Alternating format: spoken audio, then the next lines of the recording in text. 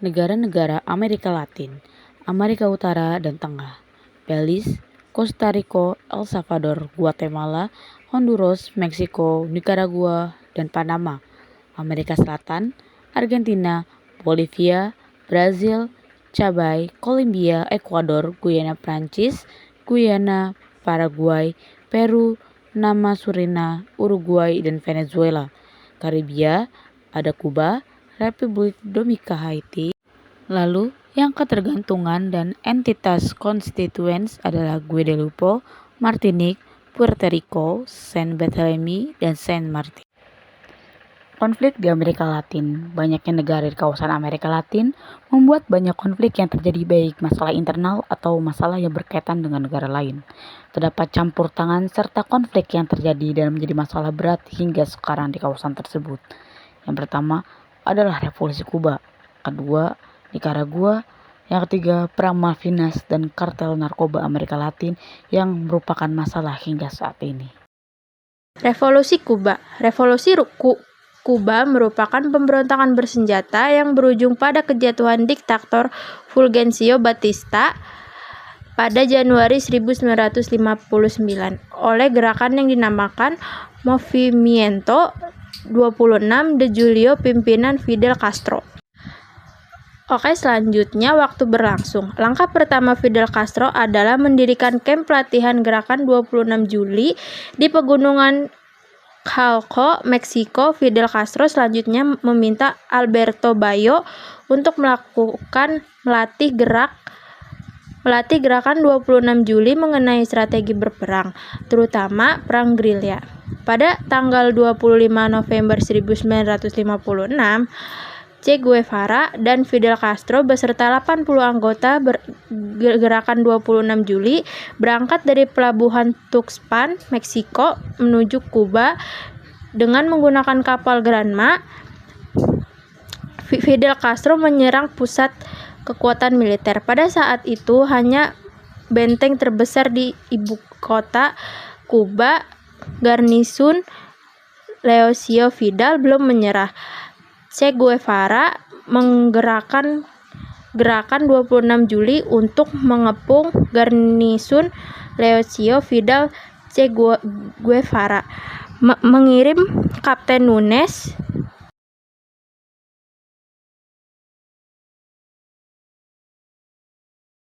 Berikutnya ada faktor-faktor terjadinya revolusi Kuba. Faktor internalnya yaitu adanya kesewenangan pemerintah Fulgencio Batista di Kuba yang menyengsarakan rakyat. Faktor dari luar adanya intervensi dari Amerika Serikat. Peristiwa politik negara sekitar Kuba seperti peristiwa penggulingan Jacobo Arbenz, presiden Guatemala yang baru saja menang pemilihan umum. Kronologi Revolusi Kuba. Peristiwa penggulingan Jacobo Arbenz, presiden Guatemala yang baru saja memenangkan pemilihan umum. Peristiwa ini bermula ketika Presiden Jacobo Arbenz melakukan reformasi agraria pada tanggal 17 Juni 1952. Pemerintahan Jacobo Arbenz mengambil tanah milik United Fruit Company sebanyak 4.000 hektar untuk dibagikan kepada rakyat Guatemala. Menteri Luar Negeri Guatemala, John Foster Dulles, menentang reformasi agraria ini. Alasannya, kebijakan Presiden Jacobo Arbenz ini terlalu berat untuk ditanggung. Hal ini disebabkan karena dirinya juga merupakan pemegang saham dan pengacara United Fruit Company. John Foster Dulles kemudian menyusun langkah untuk menggulingkan pemerintahan Jacobo Arbenz. Pada bulan Maret 1954, John Foster Dulles menuduh pemerintahan Jacobo Arbenz sebagai rezim komunis. John Foster Dulles dengan bantuan Central Intelligence Agency menyiapkan pasukan tentara bayaran. CIA mengutuskan Carlos Castillo Armas untuk memimpin 700 orang tentara bayaran menyerang Guatemala. Presiden Jacobo Arbenz yang mengetahui tindakan John Foster Dulles segera mempersiapkan perlawanan. Presiden Jacobo Arbenz menggerakkan tentara negara untuk melawan tentara bayaran yang didalangi John Foster Dulles. Walaupun berhasil mengalahkan tentara bayaran tersebut, keputusan Jacobo Arbenz menjadikan dirinya kehilangan dukungan dari rakyat karena tidak dilibatkan secara langsung dalam membela tanah airnya. Akibat tekanan yang terlalu berat, Presiden Jacobo Arbenz mengundurkan diri dan digantikan oleh Carlos Castillo Armas sebagai Presiden Guatemala. Akibatnya, pemerintah Guatemala kembali dikuasai imperialisme Amerika Serikat dan pemilikan tanah. Lalu yang kedua, reformasi agraria di Meksiko pada tahun 1917. Revolusi Meksiko pertama kali terjadi pada tahun 1910 untuk menggulingkan pemerintahan Jenderal Porfirio Diaz yang diktator. Dalam sejarah, reformasi biasanya peristiwa-peristiwa revolusi atau peristiwa besar di tempat lain akan memberikan dorongan atau ilham kepada suatu negara yang terpuruk untuk melakukan sebuah perubahan.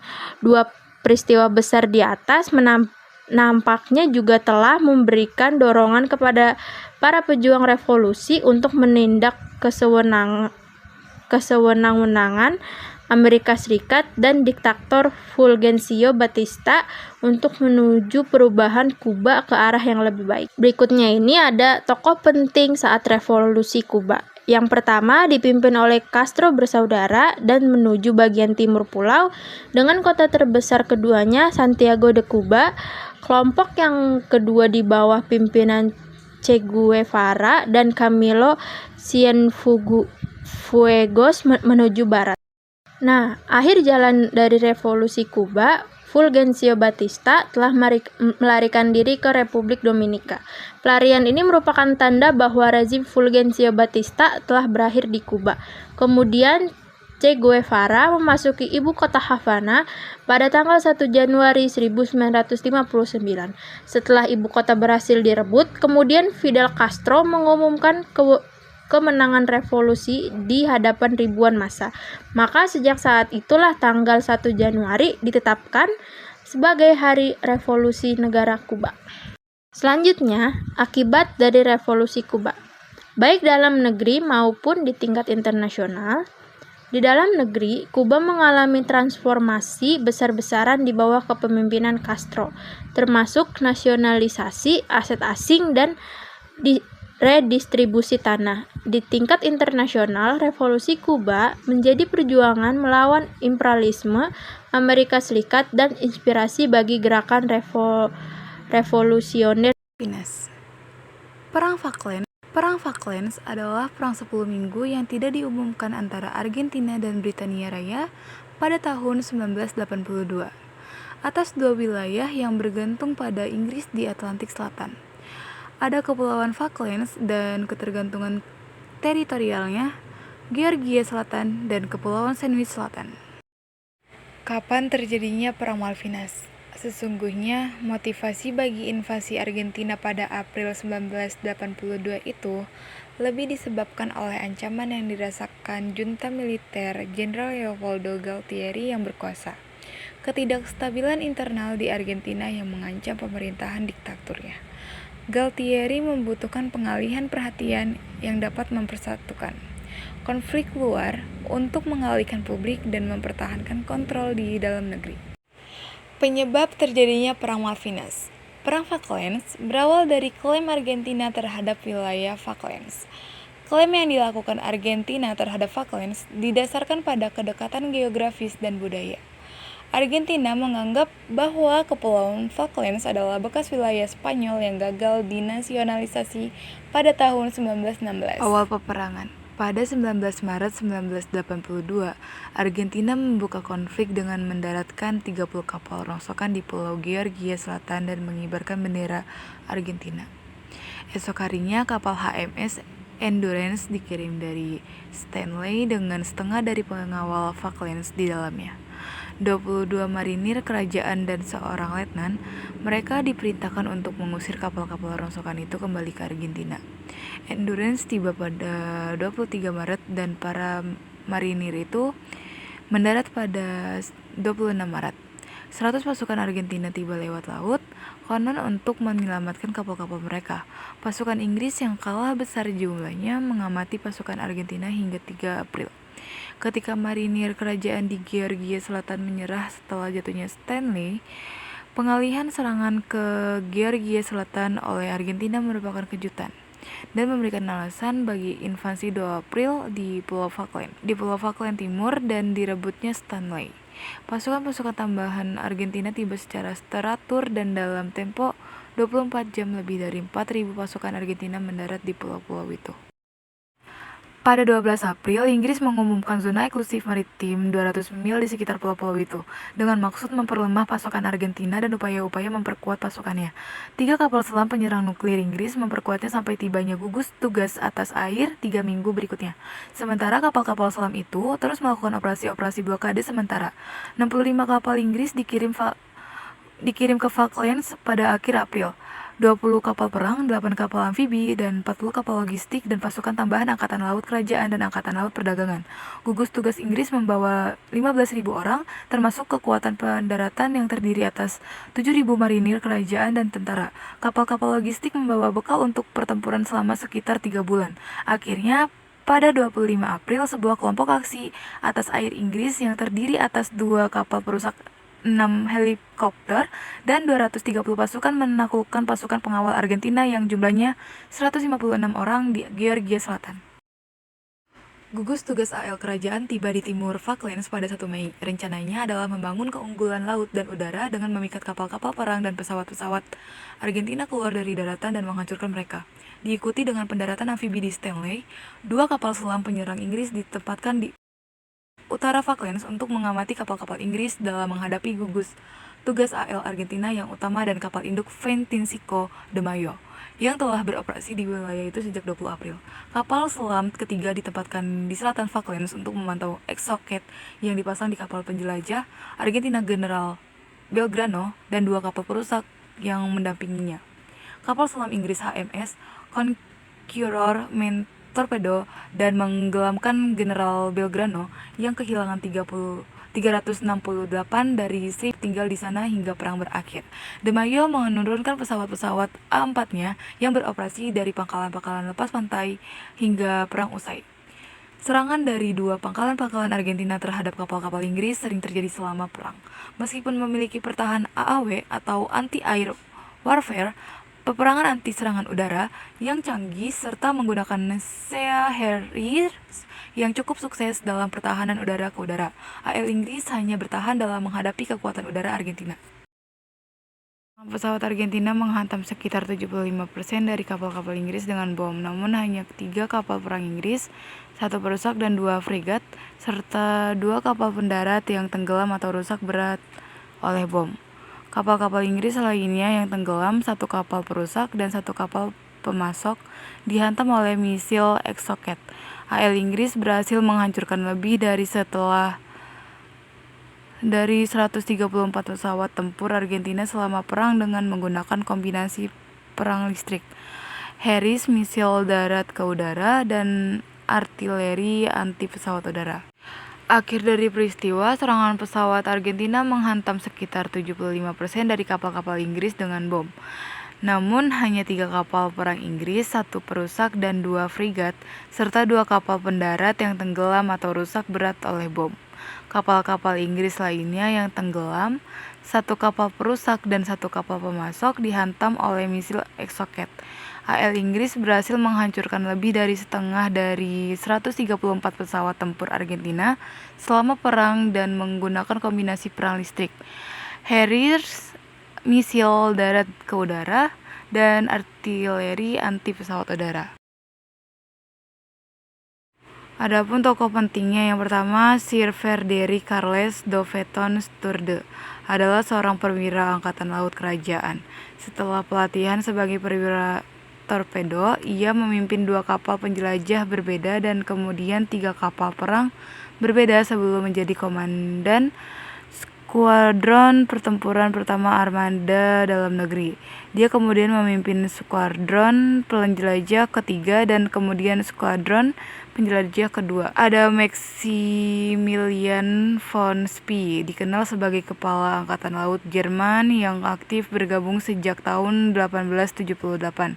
Ia mendapat tugas untuk mengatur beberapa wilayah di pelabuhan Kamerun selama 2 tahun, yakni sejak tahun 1887-1888. Akibat terjadinya Perang Malvin yang pertama, memburuknya hubungan bilateral antara Argentina dan Inggris pada tahun 1982 sampai 1989. Yang kedua, utang luar negeri Argentina semakin membengkak karena penutup biaya kerugian Perang Falklands. Yang ketiga, ada invasi Argentina meningkat 200% dan semakin memburuk krisis ekonomi Argentina. Selanjutnya ada kasus eksistensi kartel Amerika Latin. Pengertiannya, kartel narkotika yang dimaksud dalam penelitian ini merupakan sebuah kegiatan kelompok atau organisasi untuk melakukan konsorsium ilegal yang dibentuk dengan tujuan membatasi persaingan dan mengendalikan produksi dan distribusi narkotika. Kapan terjadinya? Sejak tahun 1980-an. Mereka mendominasi perdagangan narkotika internasional. Penyebabnya yang pertama karena perbatasan langsung dengan AS, pasar narkoba terbesar. Yang kedua, Meksiko memiliki pemerintahan pusat yang lemah dan pemerintah negara bagian yang korup. Polisi lokal yang bergaji kecil jadi lebih beresiko terlibat dalam bisnis ini. Yang ketiga, berbeda dengan kartel Kolombia yang lebih berpusat. Kartel Meksiko lebih kompleks dan terpecah-pecah jadi lebih banyak geng. Sejarah terbentuknya kartel narkoba. Perang AS melawan narkoba dimulai di bawah pemerintahan Presiden Richard Nixon setelah kemenangannya dalam pemilihan presiden 1968. Nixon menyatakan bahwa menyalahgunakan narkoba adalah musuh publik nomor 1. Upaya untuk menghentikan aliran obat-obatan terlarang ke AS yang merupakan tujuan utama sebagian besar narkotika menjadi semakin berfokus pada pembatasan produksi ganja dan heroin di luar negeri. Akan tetapi selama tahun 1970-an pemerintahan AS akan kokain malah meningkat. Inilah yang menyebabkan terbentuknya kartel narkoba paling awal. Kartel Sinaloa merupakan organisasi kejahatan internasional dan salah satu sindikat perdagangan narkoba paling kuat di dunia yang berbasis di Culiacan, negara bagian Sinaloa, Meksiko. Mengutip Britannica, asal-usulnya mafia ini ditelusuri dari kartel Guadalajara yang merupakan salah satu organisasi kejahatan terbesar di Meksiko pada awal 1980-an.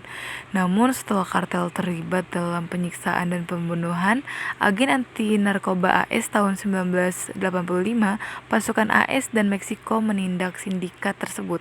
Dan pada akhir dekade itu telah pecah menjadi berbagai kelompok, salah satunya berbasis di Sinaloa. Negara bagian Meksiko itu telah lama menjadi rumah dalam industri obat-obatan terlarang, tanaman marijuana dan opium, dan juga merupakan tempat kelahiran banyak pengedar narkoba termasuk Hector Luis Palma Salazar dan Joaquin Guzman Leora. Kedua tokoh kuat di organisasi Guadalajara itu menjadi pemimpin di kartel Sinaloa. Ketika Meksiko mendapatkan popularitas sebagai jalur narkoba, kekuatan organisasi kriminalnya tumbuh, terutama kartel Sinaloa yang mendapat manfaat dari metode penyelundupan Guzman yang inovatif, terutama melalui terowongan dan penggunaan suapnya yang ekstensif. Meskipun dia ditangkap dan dijatuhi hukuman lebih dari 20 tahun penjara, pada tahun 1993 dia terus menjadi tokoh kunci dalam kartel. Dan menurut sebagian laporan, dia mengendalikan secara penuh atas organisasi tersebut pada 1995 dari penjara. Pada awal abad ke-21, kartel ini beroperasi di lebih dari 50 negara, tetapi sangat dominan di AS. Menurut laporan pada saat itu, organisasi ini bertanggung jawab atas sebagian besar obat-obatan terlarang, terutama marijuana, kokain, heroin, dan metamfetamin yang diselundupkan dari Meksiko ke tetangga utaranya. Pada 2015, pejabat AS mengklaim bahwa kartel Sinaloa menguasai pasar narkoba di hampir setiap negara bagian. Perkiraan pendapatan tahunnya sekitar antara US 3 miliar dan US 39 miliar. Sementara organisasi lain berkembang menjadi perdagangan manusia dan pemerasan. Kartel Sinaloa sebagian besar tetap berpusat pada bisnis narkobanya. Pada 2014, El Chapo ditangkap di Mazatlan, Sinaloa, Meksiko. Namun tahun berikutnya ia melarikan diri dari penjara melalui sebuah terowongan.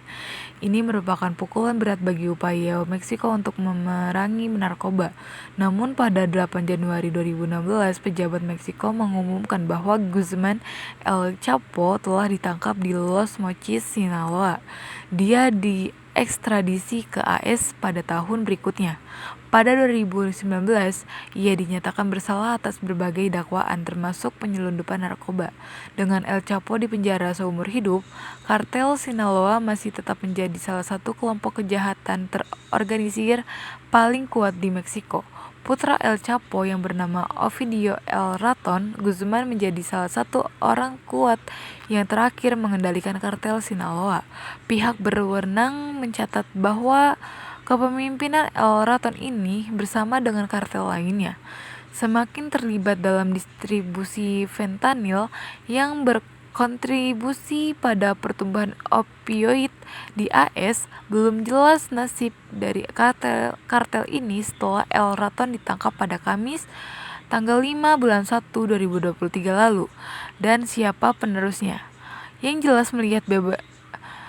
jelas melihat besarnya organisasi mafia ini serta dukungan dari kelompok lainnya sulit untuk memberantasnya sehingga ke akar-akarnya.